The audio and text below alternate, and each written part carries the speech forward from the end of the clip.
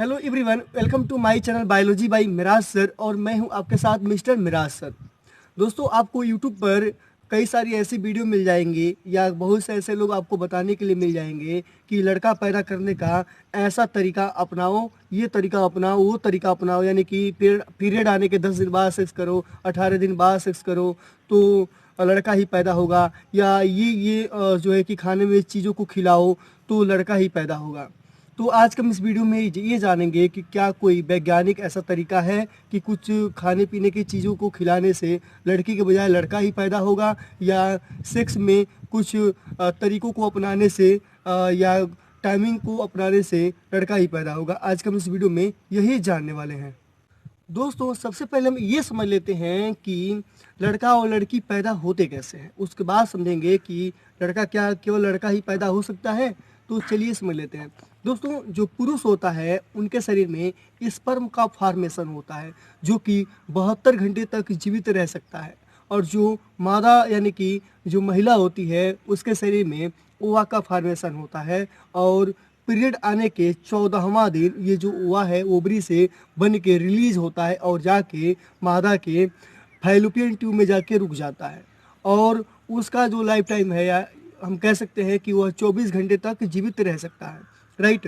जब नर और मादा मैथुन क्रिया करते हैं, मैथुन क्रिया का मतलब come to each other, right, एक दूसरे के पास आते हैं, तो पुरुष के शरीर में से जो स्पर्म बनते हैं वे स्पर्म मादा के योनि में ट्रांसफर होते हैं, और योनि से गर्भाशय में जाता है, गर्भाशय से फैलोपियन ट्यूब में जाता है, राइट, यानी कि डिम्ब वाहिनी में जाता है, और डिम्ब वाहिनी में जो ओवम है, राइट, तो उस ओवा से फ्यूज करता है स्पर्म, यानी कि जो अंड है उससे फ्यूज करेगा, फ्यूज करके बनाता है एक जाइगोट बनाता है, राइट। तो जो स्पर्म होता है और ओवा होता है, थोड़ा इसके अंदर हम देख लेते हैं। जो स्पर्म है तो स्पर्म के अंदर केंद्रक होता है, और उस केंद्रक में 23 जोड़ी गुणसूत्र होते हैं, राइट। तो जो 22 जोड़ी गुणसूत्र होते हैं और यानी कि वे डीएनए के ही गुणसूत्र सिकुड़ के बने होते हैं, राइट। तो जो 22 जोड़ी गुणसूत्र होते हैं वो शरीर का निर्धारण करते हैं, यानी कि पिता के जो शरीर है, आंखें जो है इंसानों जैसी होनी चाहिए, किस रंग की होनी चाहिए, भूरी होनी चाहिए कि काली होनी चाहिए, बाल जो है वे सिल्की बाल होने चाहिए कि घुराले होने चाहिए, राइट। ये 5-5 उंगलियां दोनों हाथ में होने चाहिए, पूरा शरीर ह्यूमन जैसा होना चाहिए। ये 22 जोड़ी गुणसूत्र पर जो है कि उनके डीएनए के जीन पर ये सब निर्धारित होता है।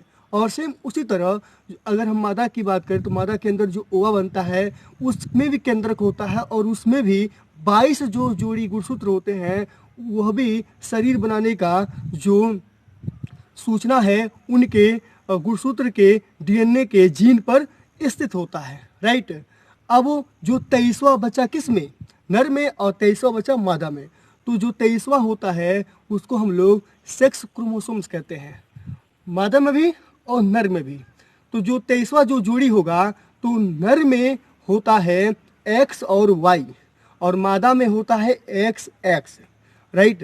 यानी कि मान लिया गया है इसको, तो जो एक्स वाला है, राइट, यानी कि एक चीज और समझ लीजिए, हमारे शरीर में 46 गुणसूत्र हैं, राइट।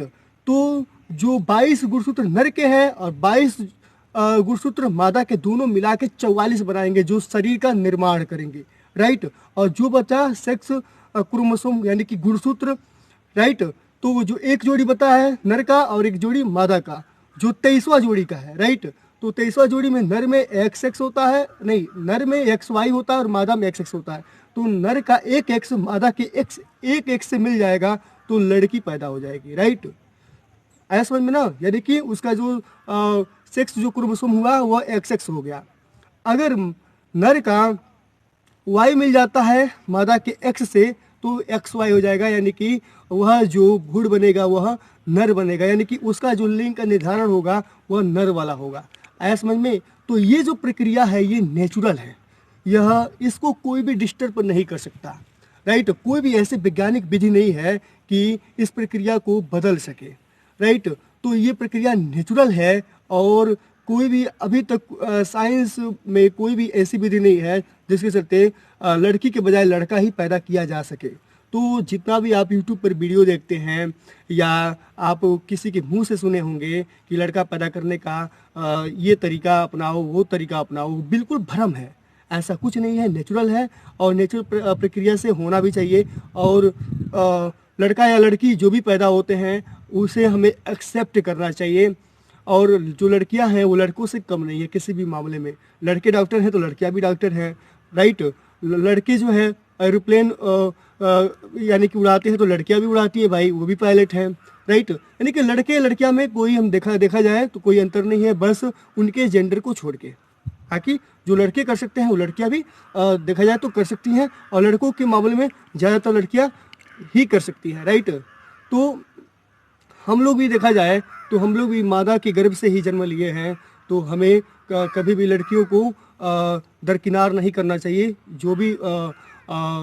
जो भी लड़की पैदा होती है तो एक्सेप्ट करना चाहिए, ये अच्छी बात है। और गवर्नमेंट की तरफ से अभियान भी चलाया जाता है, बेटी बचाओ बेटी पढ़ाओ, तो लड़की भी सबसे बेटर है, राइट। तो आई होप दोस्तों मेरे द्वारा दी गई ये जानकारी आपको समझ में आई होगी कि क्या लड़के ही पैदा हो सकते हैं, कोई विधि है तो ऐसी विधि बिल्कुल नहीं है, ये सब भ्रम है अगर आपने सुना हुआ तो आज के लिए बस इतना ही। और एक चीज़ और बता दें कि अगर यानी कि आप मेरे चैनल को सब्सक्राइब कर लीजिए, जिससे ये होगा कि जो भी मैं वीडियो को लाऊंगा ना तो आपके पास नोटिफिकेशन पहुंच जाएगा, बेल आइकन दबाए रहेंगे तब, यानी कि बेल आइकन को भी दबा लीजिए। और कमेंट में जो भी पूछना है आप हमसे पूछ सकते हैं। और इस वीडियो को लाइक करिए, लाइक करने से होता है कि हमें मोटिवेशन मिलता है और हमें जिज्ञासा होती है कि और भी वीडियो आपके लिए लेके आएँ। तो आज के लिए बस इतना ही, धन्यवाद।